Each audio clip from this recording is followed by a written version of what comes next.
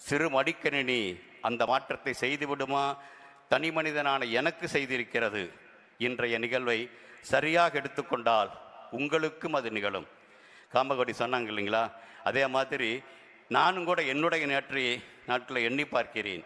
சாதாரண கிராம பள்ளியில் படித்திருந்த நான் 1980 அவர் சொன்ன அதே வருஷத்தில் உங்களைப் போல ஒரு கல்லூரி மாணவன் முதல் முறையாக எங்கள் கல்லூரிக்கு வந்த TDC 316 என்ற கணினியை அதற்கான ஏசி அறையில் பெரிய கண்ணாடி கதவுகளுக்கு பின்னால் இருப்பதை பார்த்து வியந்தேன். அதனுடைய அமைப்பு திரு காமகோடி சொன்னதுக்கும் இன்னைக்கு நான் பார்த்ததுக்கும் வித்தியாசம் தெரியும் உங்களுக்கு. அதனுடைய கான்ஃபிகரேஷன் அப்படிம்பாங்களே, அது 100 MB ஹார்ட் டிஸ்க், 64 KB ரேம், 4 மேக்னெட்டிக் டேப் டிரைவ். அங்கே தான் ஆரம்பிச்சது என்னுடைய வாழ்க்கை கணிதத்தை பார்த்து. பின் மடிக்கணி அளவில் இன்டெல் 8080 மைக்ரோ ப்ராசஸர் கிட் வைத்து தொழிற்சாலையில் உபயோகமாகும் ப்ரோக்ராமபிள் லாஜிக் கண்ட்ரோலர் செஞ்சேன். சாதாரண லேத்தேன் நியூமரிக்கல் கண்ட்ரோல் ஏற்றக்கூடிய ஒரு கண்ட்ரோலர் செஞ்சேன். இதையெல்லாம் என்னை இந்திய விண்வெளி ஆய்வுகளத்தில் சேர்த்தன. இந்திய விண்வெளி ஆய்வுகளத்தில் மைக்ரோவேக்ஸ் என்ற சிறு கணினியில் IRSங்கிற தொலை உணர்வு, அதாவது கணினி வளர வளர நான் எப்படி வளர்ந்தேன். பெருசாக இருந்த கணினி சிறிதாகுது, அதனுடைய தீரம் அதிகமாகுது, அதன் வழியாக என்னுடைய மேலே வரும்னு சொல்கிறேன். அப்புறம் அதனால் இந்த செயற்கைக்கோளுக்கான செயல்பாட்டு மேலாளராக தேர்வானேன். அப்படியே 9 செயற்கைக்கோள் செயல்திட்ட இயக்குனரானேன்.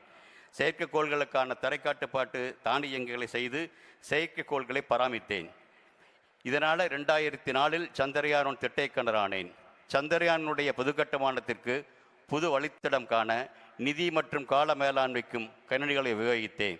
மங்கள்யான் முதல் முயற்சியிலேயே வெற்றி பெற கணினிகள் மிகவும் உதவின. விண்வெளித்துறையில் எனது பணியின் உச்சகட்டத்தில் ஒரே சமயத்தில் 20-25 திட்டங்களை கண்காணிக்க எனக்கு கணினிகள் உதவின. பணி நிறைவுக்கு பிறகு கடந்த 6-7 வருடங்களில் மின் இருப்பதை விட இப்பொழுது பல துறைகளில், உதாரணமாக ஏர்முனை முதல் போர்முனை வரான ட்ரோன் கார்பரேஷன் முதலமைச்சர் 10-15 நாளில் இனாகிரேட் பண்ணாங்க அண்ணா யூனிவர்சிட்டியில். அது நடந்தது. அதே மாதிரி வாழைக்கழிவிலிருந்து வளர்சரிவு என்ற தொழில்முறை, பசுமை எரிசக்தி என்ற கிரீன் ஹைட்ரஜன் கிரீன் ஹைட்ரஜனுக்கு, மருத்துவத்துறையில் ரொபாட்டிக் சர்ஜரி ஸ்டேஷன் என பல அறிவியல் தொழில்நுட்பங்களில் பங்கேற்றுள்ளேன். அதை தாண்டி தேசிய மற்றும் சர்வதேச அளவிலான அறிவியல் தொழில்நுட்ப மருத்துவ கருத்தரங்குகளில் பங்கேற்று பேசுகிறேன். தேசிய ஊடகங்களில் கட்டுரைகள் எழுதுகிறேன். இவை 9 புத்தகங்களாக வெளிவந்தன. இவற்றிற்காக நிறைய படிக்கவும் பயணிக்கவும் தொடர்பில் இருக்க வேண்டியுள்ளது.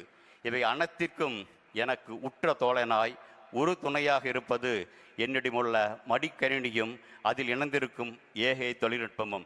முதல்ல அப்படி ஆரம்பிச்சிருக்கலாம், வளர்ந்து வளர இன்னைக்கு உங்கள் மடிக்கணினி எப்படி இருக்குதோ கிட்டத்தட்ட அது மாதிரி இருக்குது. இப்போ நான் இங்கே மாதிரி நிற்கிறேன்னா இங்கிருந்து